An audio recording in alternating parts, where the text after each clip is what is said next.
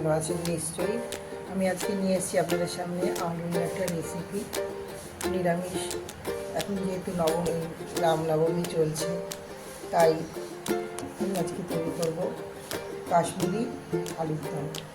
আমি এদিকে মশলাটা রেডি করে নিয়েছি, টমেটো, কাঁচা লঙ্কা, আদা, আর এদিকে নিয়েছি কাজু কিশমিশ, আর নিয়েছি একটু পোস্ত, আর লাগবে আমার জিরে। আমি মিক্সি বাটিটার মধ্যে মশলাগুলোকে নিয়ে নিচ্ছি পেস্ট করার জন্য। আদা, কাঁচা লঙ্কা,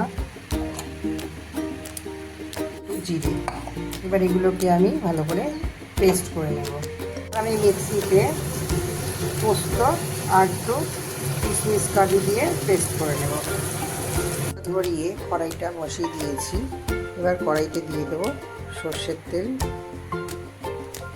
সেদ্ধ করে নিয়েছি। এবার একটু নুন আর একটু হলুদ মিশিয়ে আমি আলুগুলোকে ভেজে নেব। এলাচ, তেজপাতা, গোটা গরম মশলা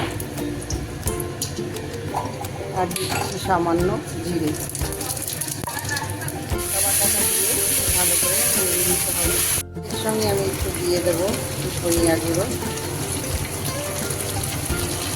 লাল লঙ্কার গুঁড়ো, হলুদ, দিয়ে দেবো সামান্য লবণ, আর দিয়ে দেবো চিনি। মশলাটাকে ভালো করে কষিয়ে নেব। মশলাটা কষা হয়ে গেছে আমার, দিয়ে দেবো এর মধ্যে আলুগুলো।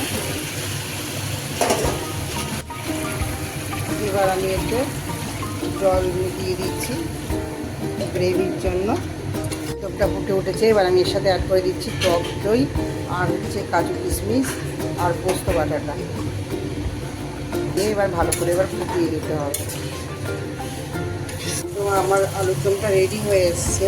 এবার এর মধ্যে একটু গরম মশলা দিয়ে দিলাম, আর দিয়ে দেবো একটু ঘি, একটু কসুরি মেথির পাতা আপনি চাইলে। এবার এগুলোকে আমি ভালো করে মিশিয়ে নিলাম। তাহলে রেডি হয়ে গেছে আমার এই আলুর দমের রেসিপিটা। আপনাদের যদি এই আলুর দমের রেসিপিটা দেখে পছন্দ হয়ে থাকে তাহলে অবশ্যই কমেন্ট করে জানাবেন। আর আমার এই চ্যানেলটাকে এখনও যারা সাবস্ক্রাইব করেননি তারা একটু সাবস্ক্রাইব করে দেবেন। আমার এই আলুর দমের রেসিপিটা দেখার জন্য আপনাদের ধন্যবাদ।